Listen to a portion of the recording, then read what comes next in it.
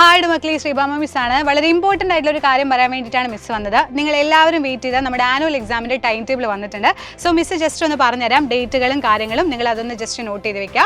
അപ്പോൾ HS attached ആയിട്ടുള്ള സ്കൂളിന് ഒരു ടൈം ടേബിളും അല്ലാത്തതിന് ഇൻഡിപെൻഡൻ്റ് ആയിട്ടുള്ളതിന് മറ്റൊരു ടൈം ടേബിളാണ്. ഫസ്റ്റ് മിസ് വായിക്കുന്നത് HS അറ്റാച്ച്ഡ് ആയിട്ടുള്ളതാണ്. 6-ാം തീയതി നിങ്ങൾക്ക് ഇംഗ്ലീഷാണ് വരുന്നത്.